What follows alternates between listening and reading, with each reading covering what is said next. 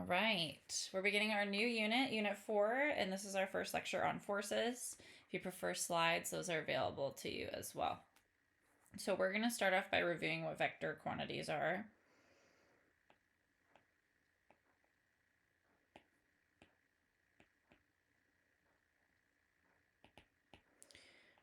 So vector quantities tell us how much and where.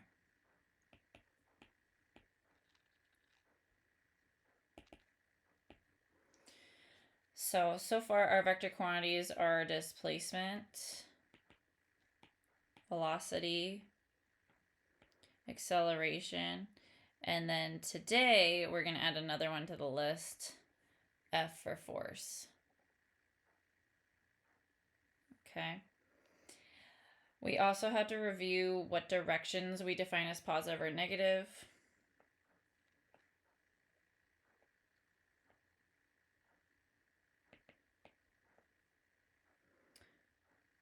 So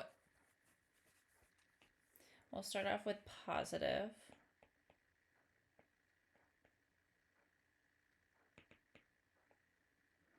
We define positive directions as up, north, east. That I told y'all compasses were challenging for me, right? And forwards.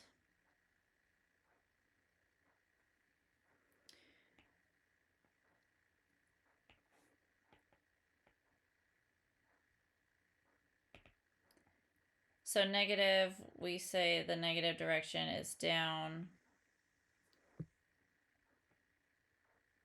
south, west, left, or backwards. Okay, now this really depends on the problem. Okay, unless specified otherwise, these assumptions are true. So make sure you read your problem or look at the picture they give you. Okay, so we're going to learn what a force is today.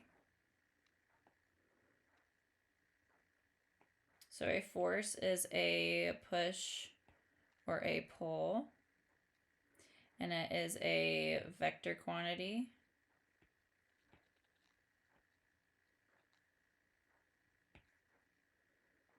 And it's measured in newtons.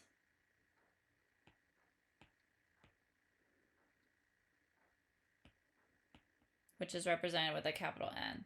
And it's newtons because force was mainly discovered by the scientist Isaac Newton.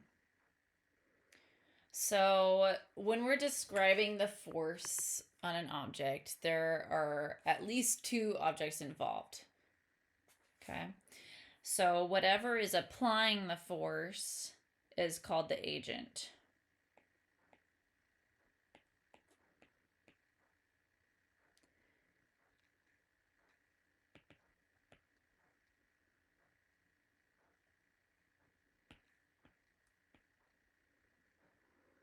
So this could be you pushing a chair or pulling a chair.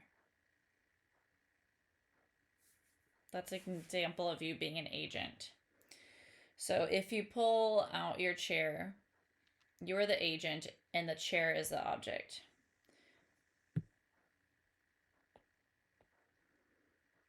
So an object is something experiencing a force.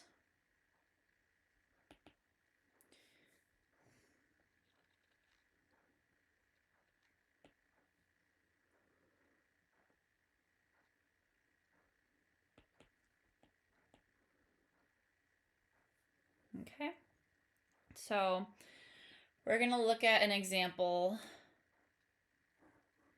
of a stick man pushing a box. So the stick man is the agent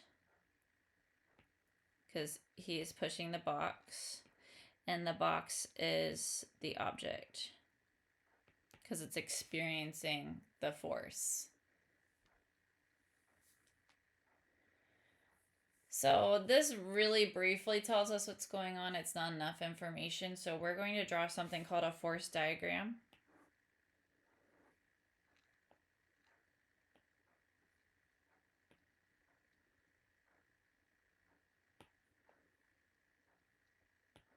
And a force diagram shows us the forces and the types of forces acting on an object.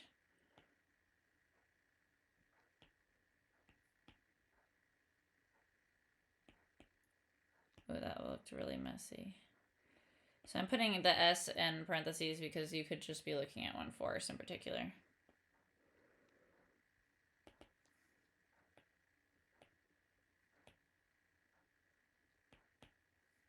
Okay.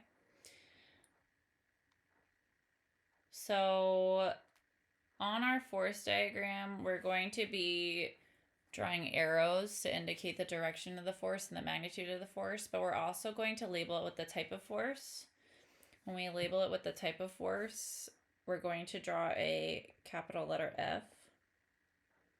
Now this is a dramatic letter F. You don't have to draw it this large, but a capital letter F represents force.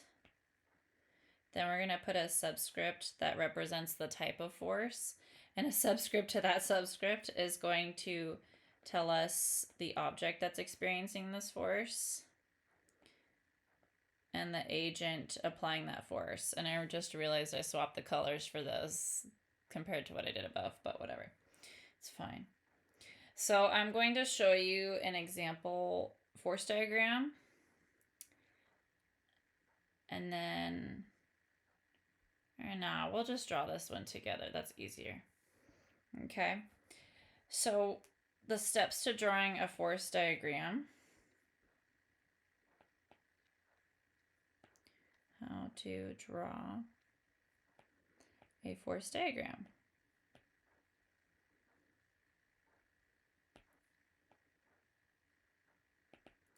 Okay, the first step is we're going to draw either a box or a circle to represent the object we are focused on. Okay.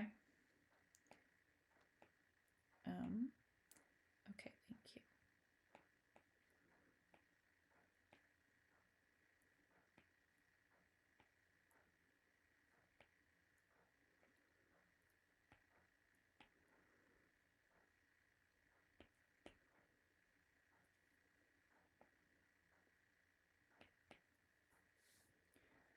Okay, and I personally like to label this with the actual name of the object because we will have multiple force diagrams per problem sometimes.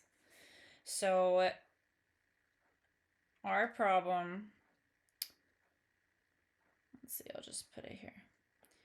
Our example is this person pushing a box. Okay, they're moving to the right still. So I'm going to draw a box and I'm going to label it as box to represent the box because that's what we're focused on. Okay. The second step is we're going to draw arrows for each force.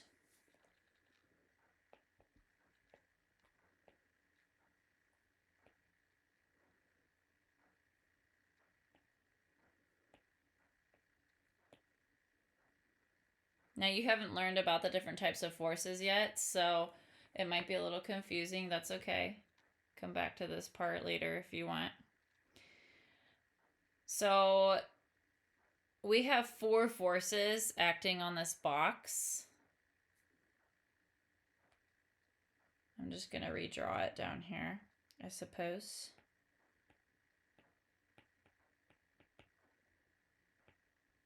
And I'm drawing the arrows in the direction that the force is acting.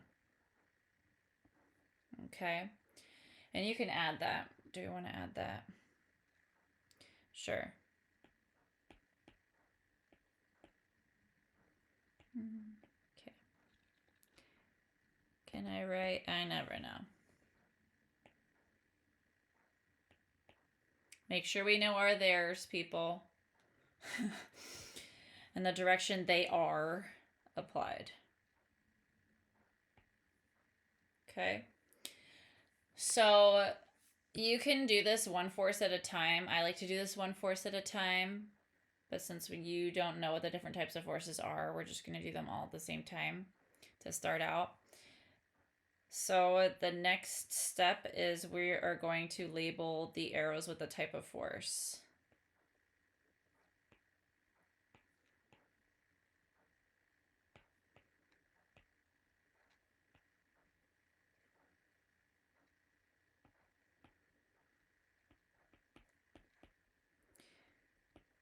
And then we're going to label our objects and agents. So let's go ahead and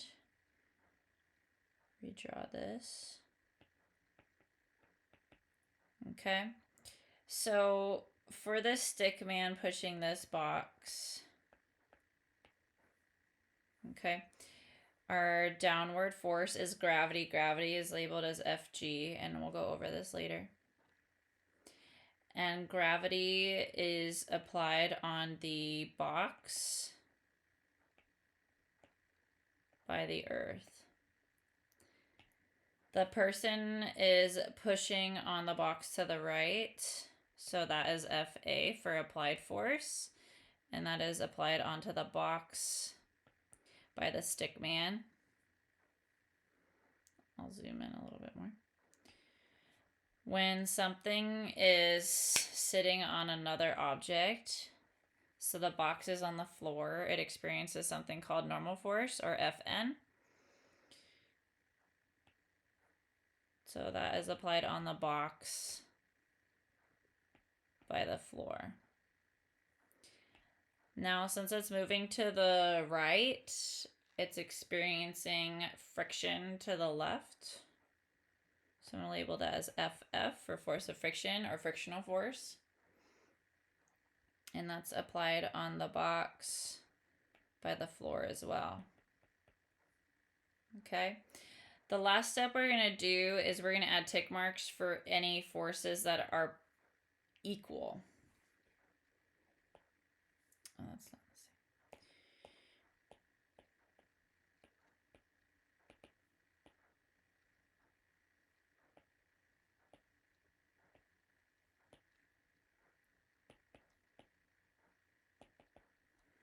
Okay. So we're going to get to this more later, but basically this box is not moving up or down. It's just moving side to side. So we can say that the forces acting vertically on the box are equal. So the normal force is actually equal to the gravitational force here. So I'm going to add those tick marks, but we'll do that more later. Okay, so we'll come back to force diagrams. We're going to take a quick break and we're going to talk about something called inertia.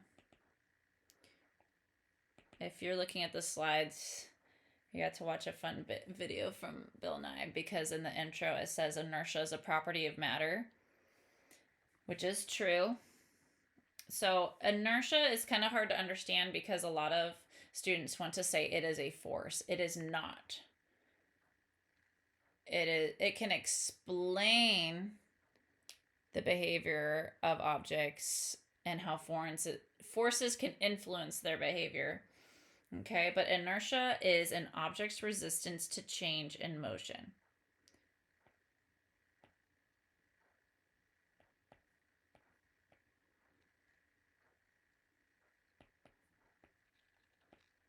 Remember, delta means change. Oh. Okay. It's a property of matter.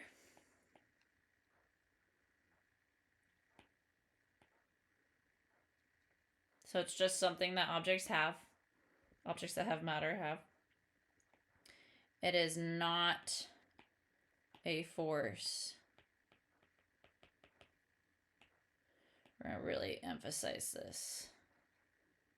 Okay. Also, this is very important. Go ahead and highlight inertia. Objects with more mass have more inertia.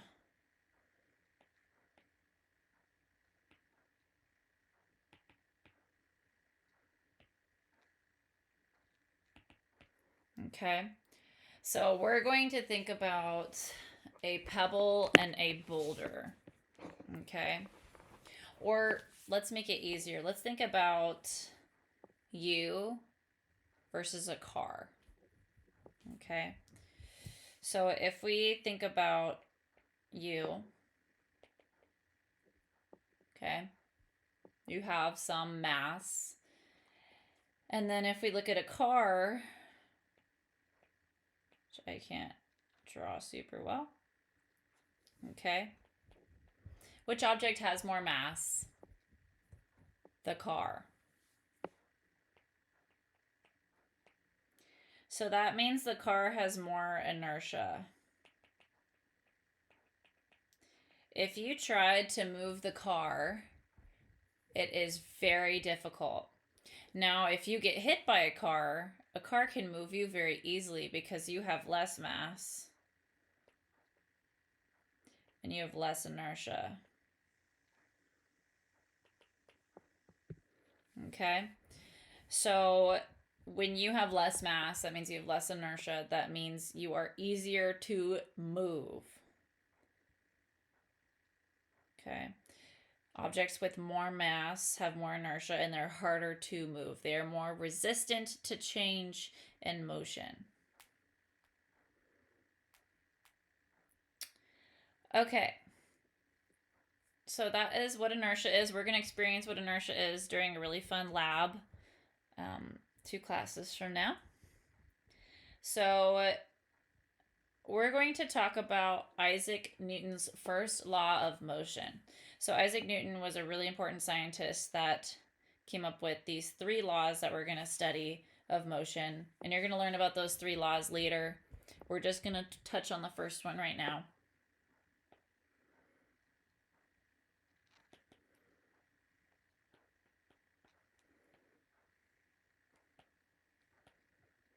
So Newton's first law of motion. If I could draw a straight line, that would be fantastic. Okay. It's a long one. Okay. It says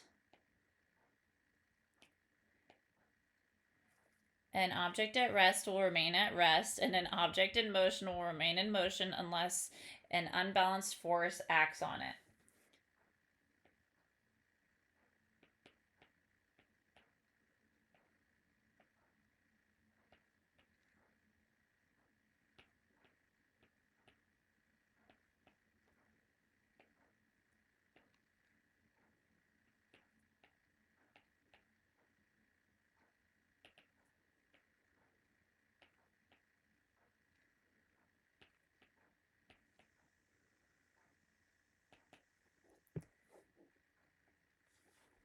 Unless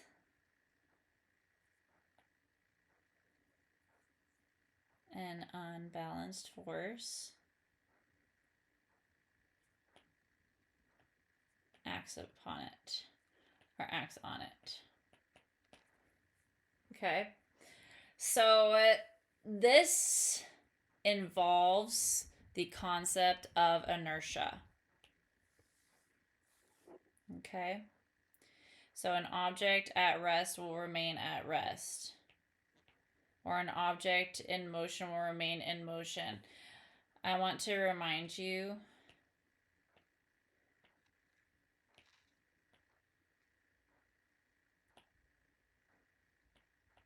that inertia is an object's resistance to change in motion.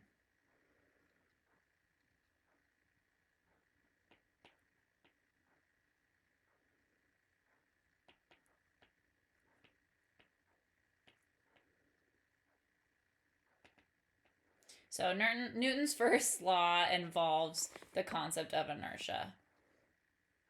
Okay. And we'll talk about what an unbalanced force is later. Okay.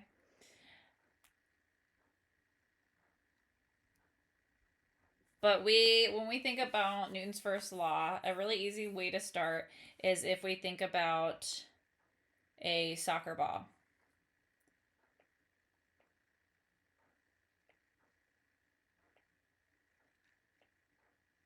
Okay. So a soccer ball will stay where it is unless it is acted upon by an unbalanced force. Okay. And that unbalanced force might be a foot. Okay. If you kick a soccer ball, it's going to move. Okay. The soccer ball is going to continue to move until acted upon by an unbalanced force. So whether that is the goal,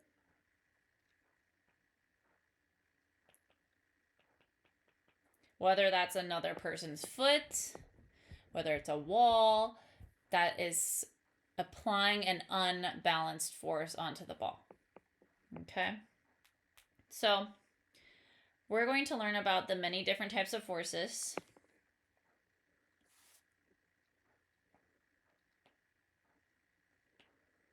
And we're going to draw a bunch of force diagrams.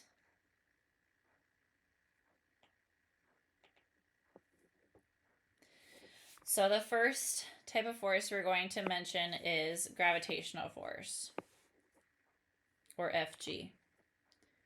I guess we could label them.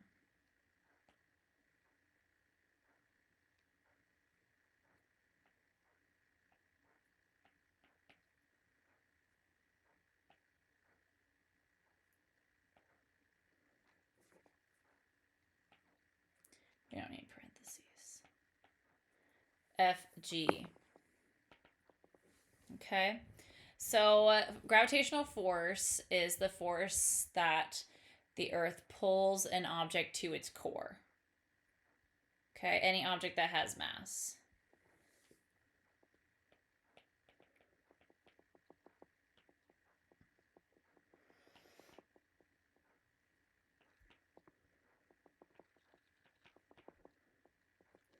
Okay, so gravity is always pointing down towards the center of the Earth.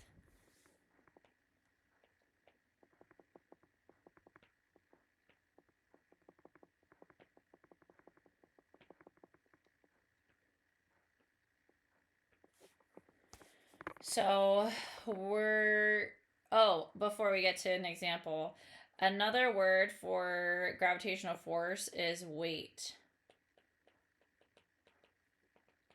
And a ton of people forget this. So do whatever you need to do so you don't forget that FG means weight, because we use it the entire rest of the year. Okay. So another word for gravitational force is weight. Okay. So if we look at an example, let's say we have an apple falling from a tree. And it's going to fall to the ground. A force diagram for this would be, we could draw a box if you want to say apple. We draw an arrow straight down and we label it FG. Now you're not done there. We have to label the object. The object is the apple. And the agent that is pulling down on the apple is the Earth. Okay. And you don't have to write out the words. Another way you could do this is you could label it on the side.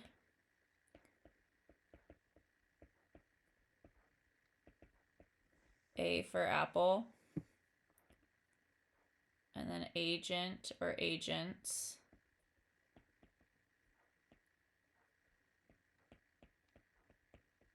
So if you prefer to do this method, it would look like this instead. Either are acceptable to me. You're not going to be asked to label the object and the agent on the A level, so I don't care either way. I don't actually use this labeling system later in this unit. This is just to train you to understand what is applying the force and what is it applying it to?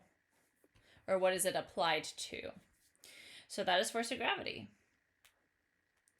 We're going to move on to a more confusing force, normal force.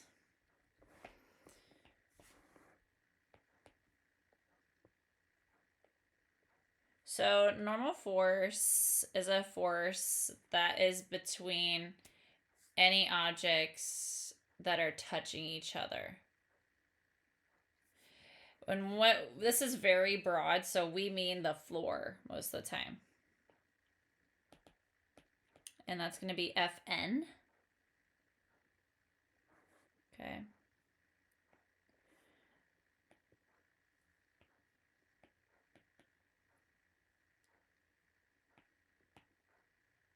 So it's between two surfaces that are touching. And this acts perpendicularly.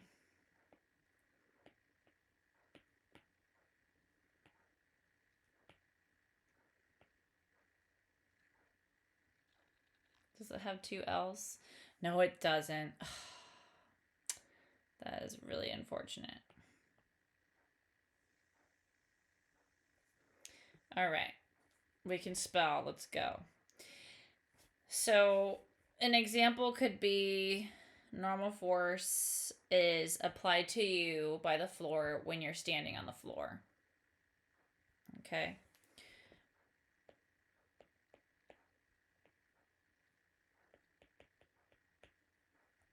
So if we wanted to draw a force diagram for this, okay, we have gravity acting on us. And then we also have the floor pushing up on us. And this is perpendicular to us standing on the floor. A lot of people forget that. Okay, especially when we get to forces at an angle. It's normal force is always, always, always perpendicular. Okay. So let's go ahead and label our, let's see, what color did I use before? I used red, so let's keep that going. So we are the object.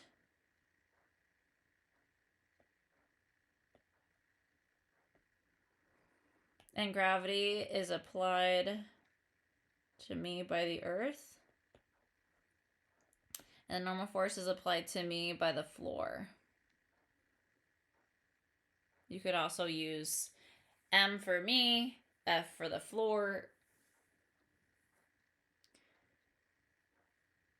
And we're not moving, so I'm going to add tick marks to represent that it is balanced.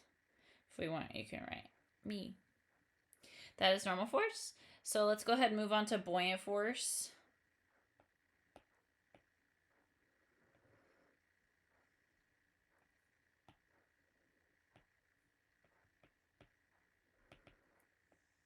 So buoyant force is FB. So buoyant force is a force typically pushing up on you when you are in air or in water. And we're going to learn about buoyant force in more depth as we get closer to the cardboard boat project.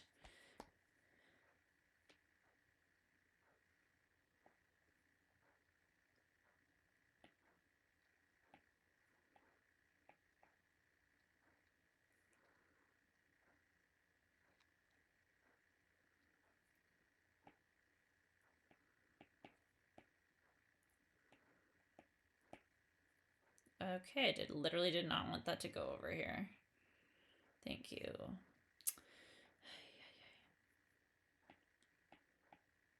So when an object is in a fluid, this could mean air or liquid.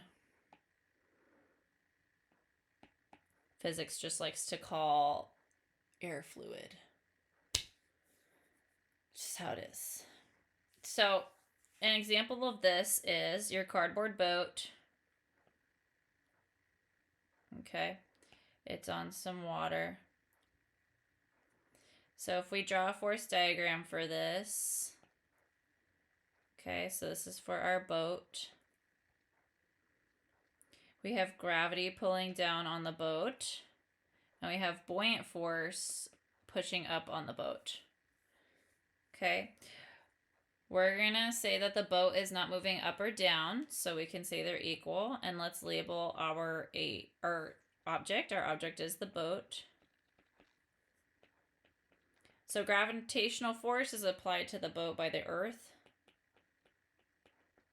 And the buoyant force is applied to the boat by the water.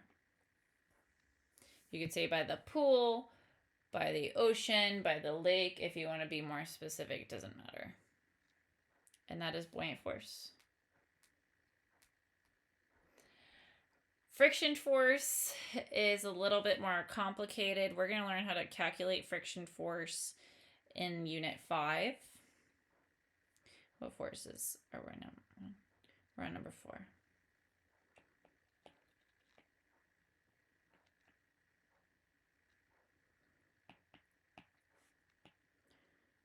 And there's multiple ways to say each force. You could say frictional force. You could say force of friction. You could say gravitational force. You could also say force of gravity. I go in between both kinds of names. It doesn't matter. They're both correct. So frictional force or force of friction is represented by FF. And this is exerted by a surface that opposes the direction of motion.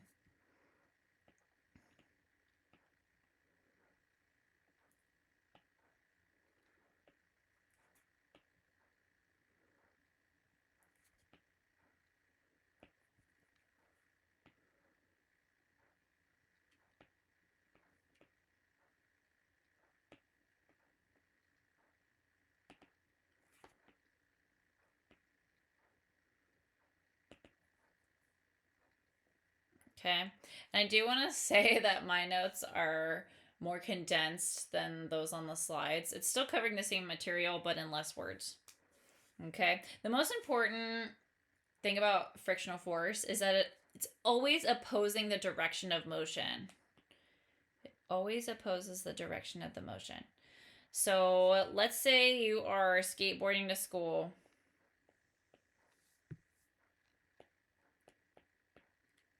Okay, I'm going to draw a letter V to indicate that we are moving to the right. If we were to draw a force diagram for this, this is when it gets more complex. Okay, so this is going to be you and the board. So I guess let's go ahead and make that more specific.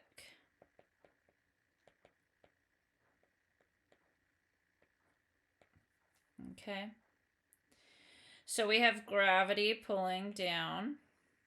We have normal force pushing up because we're touching the ground. Now, if we're moving to the right, friction is acting to the left. Now let's label our objects. So I'm just going to say you. Please note that it is also describing the board. So we are experiencing gravity applied to us by the earth, normal force by the floor or the ground, and then friction force by the ground or the floor as well. And we're done. We can add some tick marks, and we're ready to keep going. All right, force of drag. So force of drag is basically the force of friction, but when we're in air or water.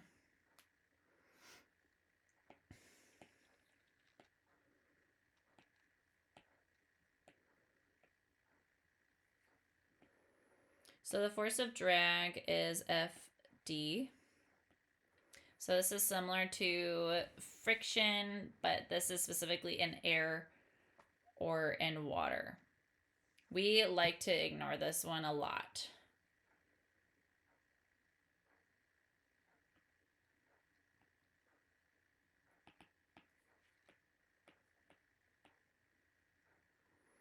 So friction in a fluid, so this could be air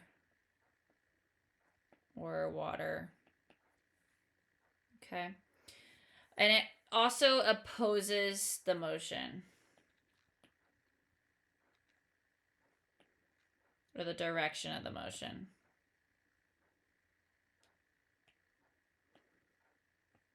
Okay. So for example, let's say you are in your boat, but you're moving now.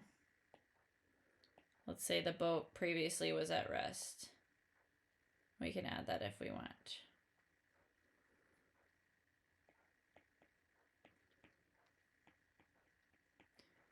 Okay. A lot of these problems that you'll see kind of leaves things open to interpretation or assumption. So if you're ever unsure, please just ask me. Per usual. All right, so let's say we are in our boat and our boat is actually moving now. Let's say you're rowing your boat to the right.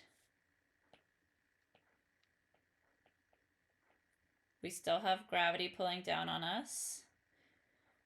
We have buoyant force. So if you wanted to say normal force, that's on like a hard surface. If it's immersed in a fluid like air or water, we say it's buoyant force. And we are moving to the right, so we're going to have drag acting on us to the left. Okay.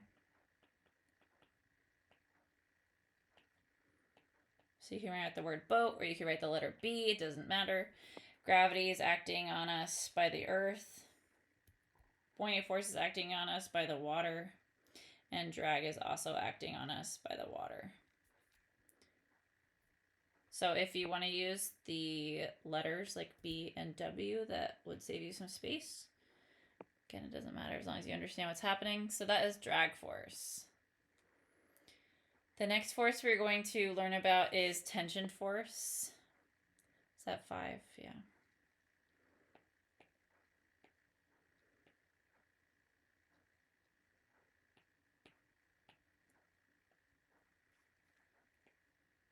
And that is going to be Ft. So this is the force involving a rope, a chain, muscle, cord, or string.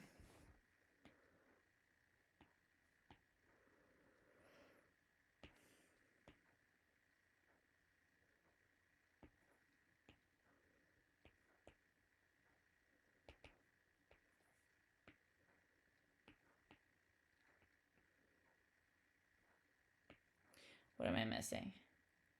String. Always forget string. All right, this one's, I feel like, more straightforward. We're going to look at a swing, though, and I just want to make it clear that each rope should have its own tension force. Okay, so let's say you're on a swing.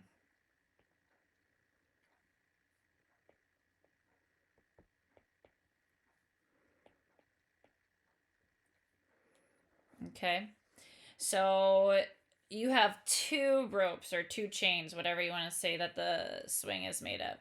So this is when it gets a little tricky sometimes. So you on the swing seat, okay, you have gravity pulling down on you. And pulling up on you are 2 tension forces. This is going to get really squished.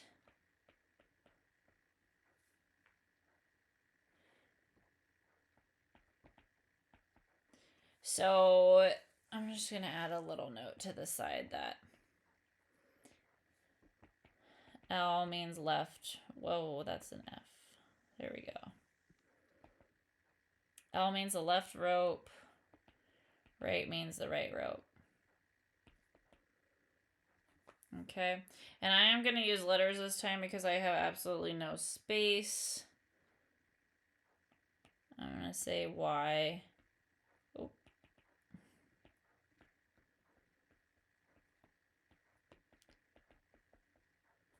And then our agents, we have a lot of agents. We have Earth.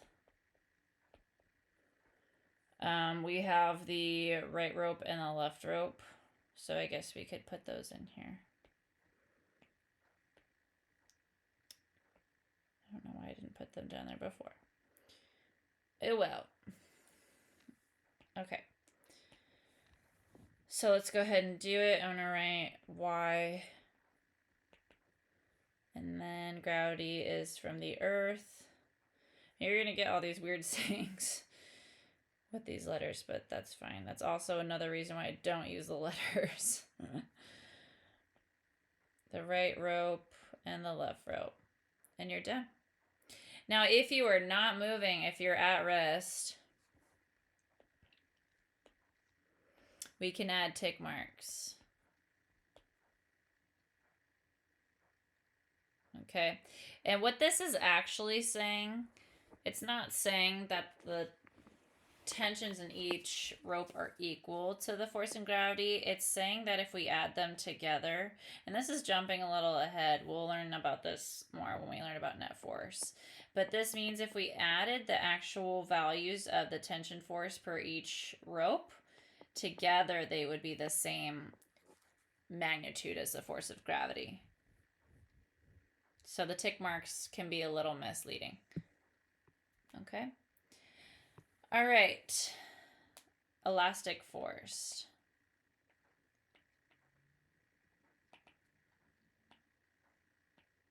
I really hope this isn't echoing because I don't want to start over. Elastic force is written with a capital F and a lowercase e. Okay, and this is present in any elastic materials.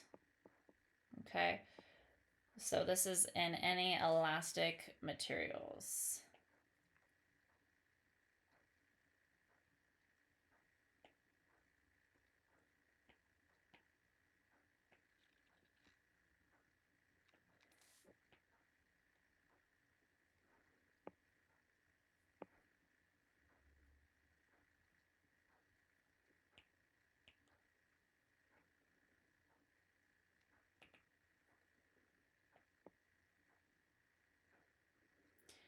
So this could be a spring, a rubber band, a bungee cord, etc. Okay. We could be talking about a trampoline as well. Those are all appropriate. Okay. So let's say that you are hanging from a bungee cord. Excuse me. Let's see. We're just going to say you're at rest.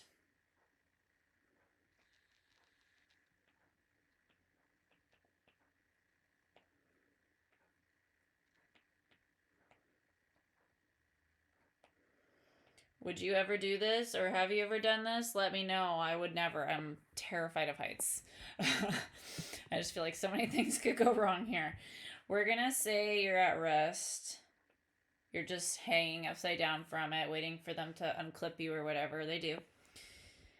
Okay, so if we're just focused on you, we have gravity pulling you down, and then the bungee cord pulling you up.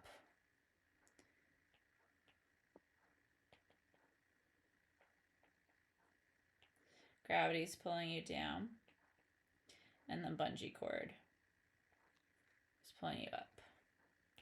And if you're at rest, these two forces are equal to each other, equal but opposite. Okay, there's a couple more that we don't ever talk about. I'm going to skip them right now because we're going to go over them in December, so it doesn't even matter right now. There is another one you should know. It's called applied force that we use quite frequently. Now, there's a couple ways to write applied force. You can write FA or FP. I will use FA more commonly, but it doesn't matter. This is just literally when you're pushing on something.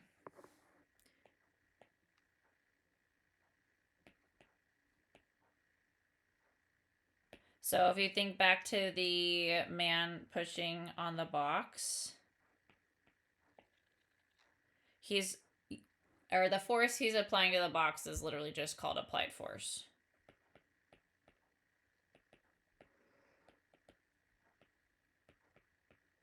If we say he's moving to the right, we got friction to the left, applied force to the right, B for box, E for earth, F for floor, M for stickman, F for floor.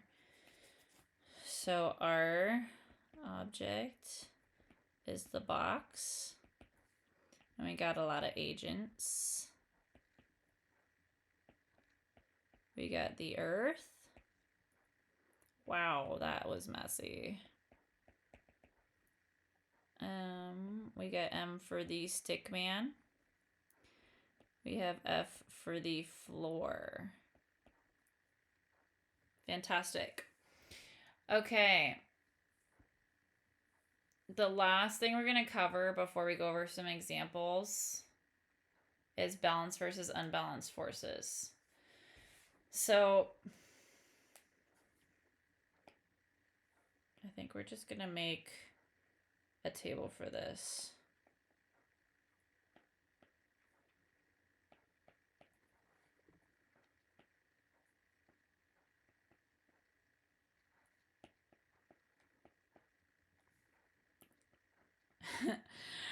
Don't ask me why I wrote it like this. I never know. My brain just does things.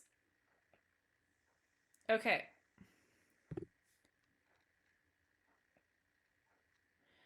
So we can say that the forces acting on an object are balanced when one of the following are true. Our object is at rest. Basically, it's not moving. Or it's moving at a constant speed. What the heck did I just do?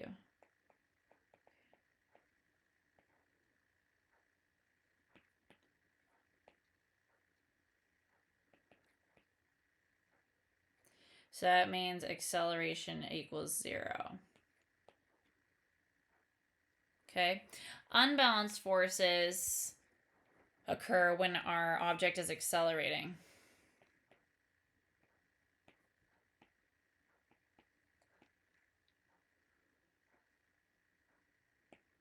So I want to remind you, this could mean speeding up. This could mean slowing down, and it could also mean changing direction.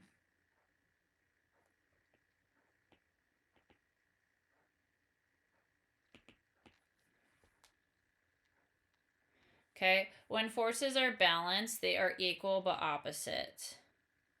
So if we have you standing on the floor,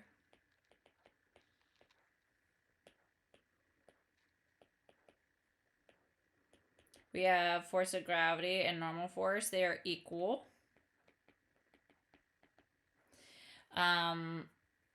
Let's say you are falling to the ground, or a ball is falling to the ground. We'll use a ball. That's less morbid, right? Makes it look like it's...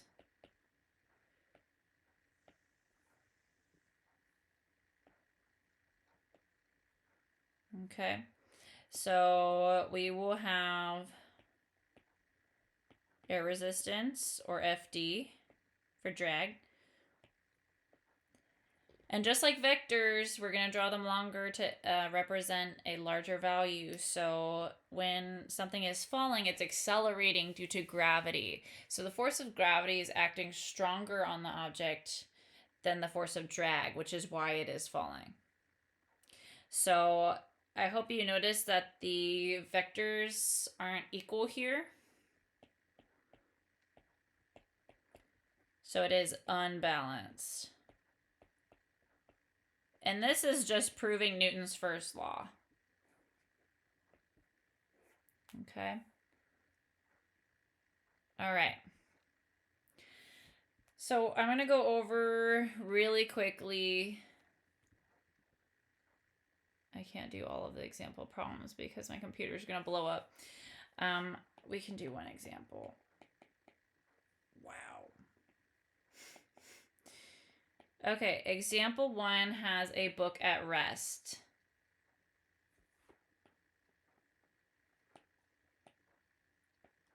On a table.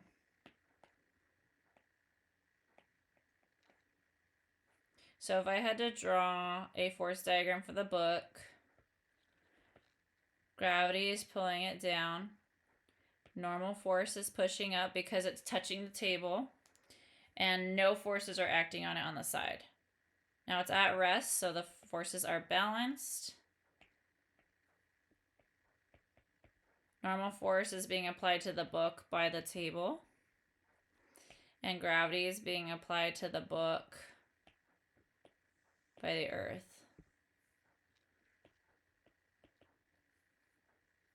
Okay. Okay, problem 2.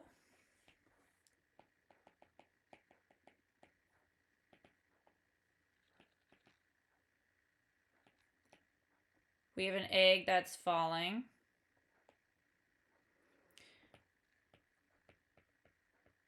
So when something's falling, we have gravity. Literally anything with mass is going to have gravity unless we're in space. Okay. We have air resistance acting on it unless it says ignore air resistance, because we might tell you that. We are not going to add tick marks here because it's accelerating, so it's unbalanced. Force of gravity is going to be larger than force of drag. And then we can also say egg, air, and egg, earth. If you want to see more examples, come see me during class or tutorial. I hope this helps. Review the slides as well.